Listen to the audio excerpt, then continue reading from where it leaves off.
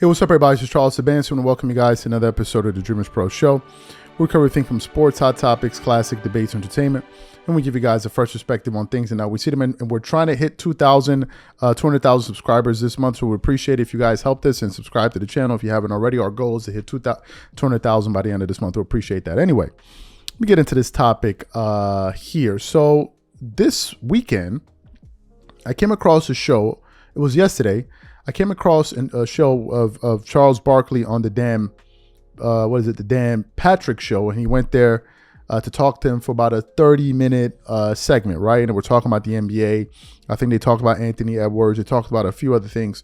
But one of the things that they touched on was something that we had previously spoke about earlier last week, and it was something based on an article that I got from Front Office Sports, which essentially says NBC ready to spend $2 billion to elbow Turner out of the NBA. And NBC is trying to pull off a late game steal against Warner Brothers Discovery as the NBA negotiates its next media rights deal. NBC is preparing a $2.5 billion package annually to air games in an attempt to squeeze out Turner Sports, a longtime partner of the league. The news was first reported by the Wall Street Journal.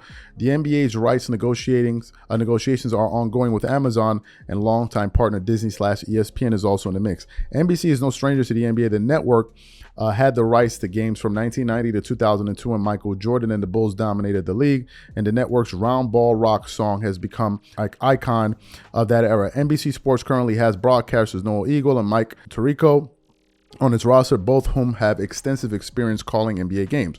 Warner Brothers Discovery, the parent company of Turner Sports and TNT, has previously paid roughly $1.2 billion per year under its current deal, making NBC's reported offer more than double WB's offer. And then the article went on to say that. So Dan Patrick and Charles Barkley were talking about that.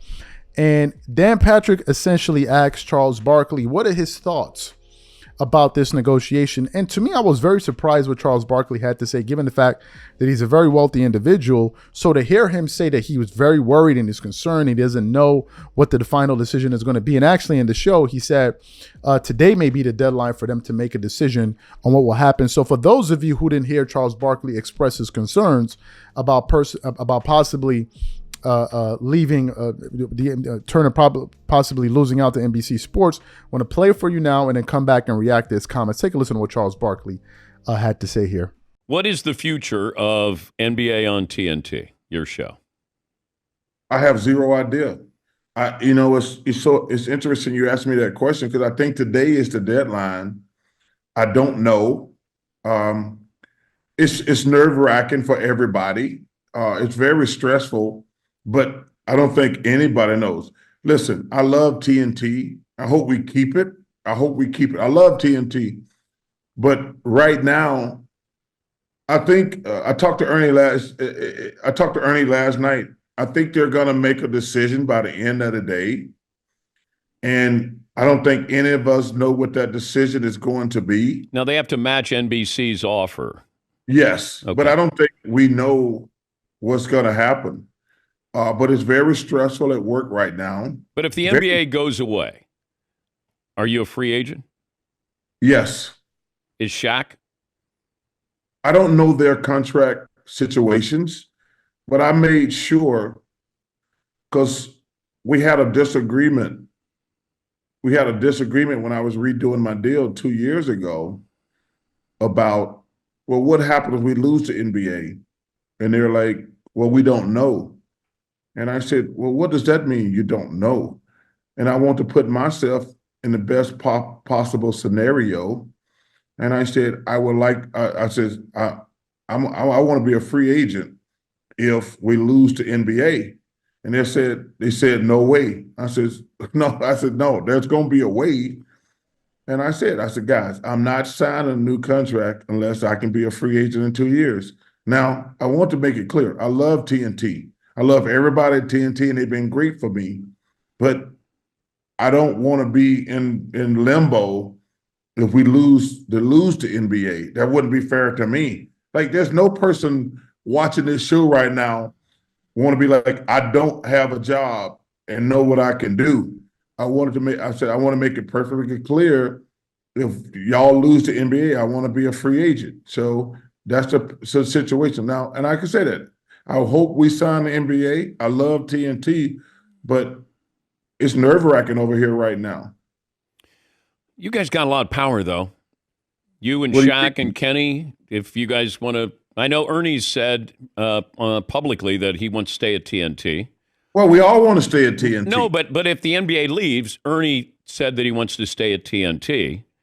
Well, I don't know how that. See, that's the thing, Dan. None of us know how that works. They don't need me, Kenny, and Ernie, because he does other sports. Yes. He does baseball and things like that. But us other three, that's a great question, because us other three are screwed, basically.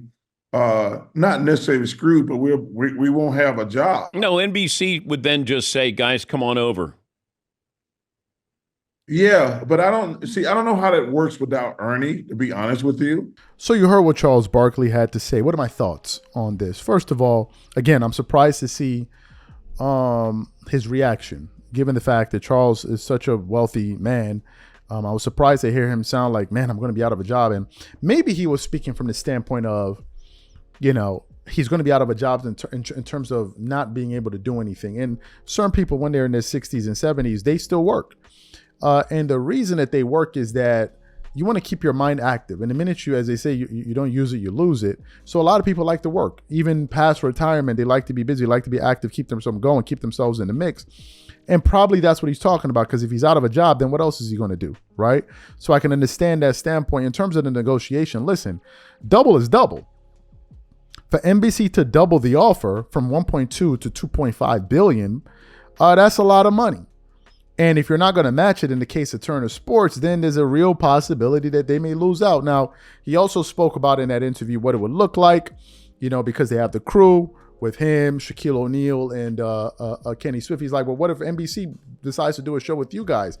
And Charles was essentially saying it doesn't really work, because Ernie Johnson is an integral part of that show. He's the glue that holds everything together. So it seems like, number one, he has a deep level of respect for Ernie Johnson and the value he brings to the show. But he also spoke about the fact that Ernie's in a different position because he can talk about other sports. He talks about baseball. He talks about basketball. He talks about other things. So he probably will find a nice landing spot. But in the case of that current group, he seems to be very, very concerned of the possibility of them not returning.